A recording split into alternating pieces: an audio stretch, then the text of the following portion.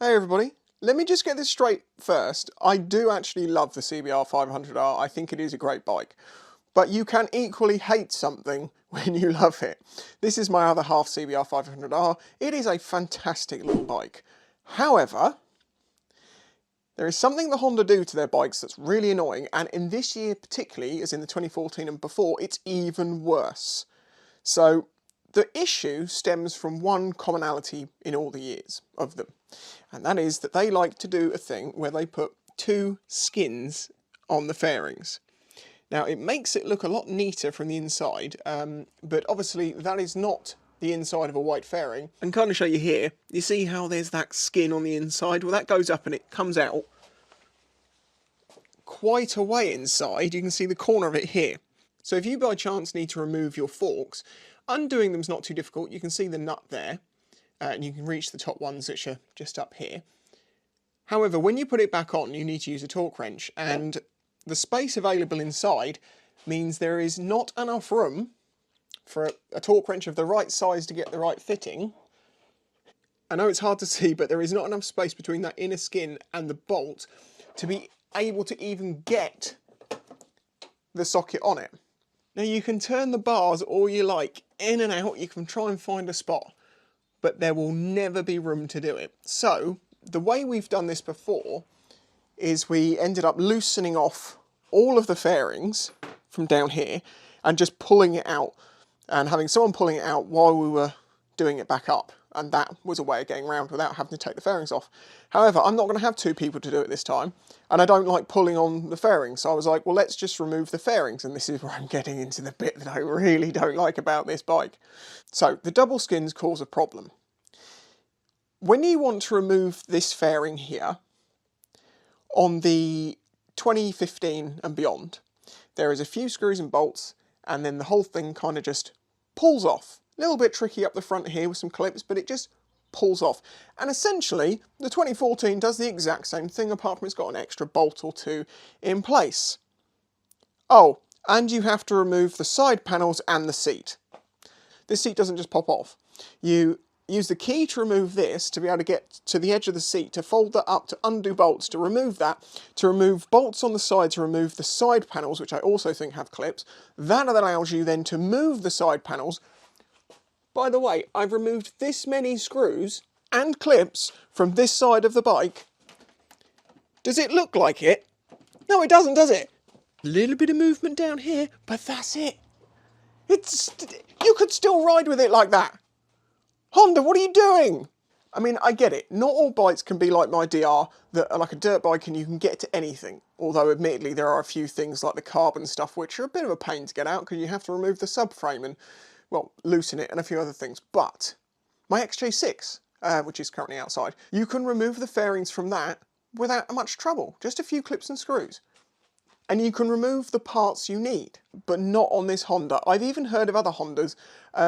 When you have to do an oil change, you actually have to remove most of the fairings, and those clips always break, and you have to actually just, pre-purchase the clips to replace them as they break. Like, is Honda known for this? Because I thought Honda was known for being Japanese and smart and, good.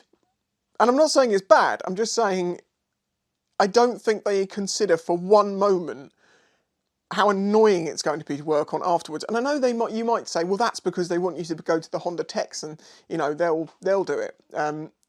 Even so, then their techs are spending ages fighting fairings off of a bike. It's just things overlap, there's clips that don't want to come undone, and then you have to remove a seat. I get it, you fixed it in later years, but I'm mad about it. That is why I would suggest if you get a CBR500R, buy a 2015 or beyond, because it's just a pain in the butt. I mean, admittedly, some people you don't care, you don't do that often, just bish bash bosh is done, but it's just infuriating to discover that. And obviously you should be able to deduce from this that I now have managed to get access to the garage. The bike is ready to start taking apart and filming, but I was cheating a bit. I was going to try and take this side panel on this side off first to be like, okay, and then show it in a much more, not discovering as I go like all the channels are mostly, the videos on this are mostly. It was actually going to be this, and this, and actually a good answer, which I think I'm still going to end up doing, but it's a lot longer process. So yes, you can expect a video of me removing the fairings, however they're going to come off, tomorrow. Well, I'm going to be filming it tomorrow. I haven't got time to do it today because I thought I could spend an hour in here and get ahead by spending that hour, and I've just ended up having to go and buy others. Like, because the socket I had before was with an adapter, I went and bought, just one on its own to make it shorter, and it's like it's probably a centimetre shorter actually. Hasn't helped. So as I say, yeah, tomorrow I'm going to start stripping this down properly. I will film that and you'll see that in a few days. And as for the rest of 2022, I've got plans, kind of. I want to do a lot of riding. I'm going to be doing lots of videos on the DR because now it's fixed, it needs to be used. I also obviously going to be doing lots of reviews. And hopefully, once the forks on this are done, that will draw an end to the couple of years of fixing stuff I've done. Now, admittedly, it was bike builds, like I completely stripped that down and rebuilt it. Restoration Z, playlist on my channel. I did the same thing with the XJ, apart from I didn't strip it down that much. And there wasn't going to be a Project Reno, Machino, and I know a lot of people are like, it will be next. Again, this is not a series, we're just trying to fix the forks, so she can start riding again.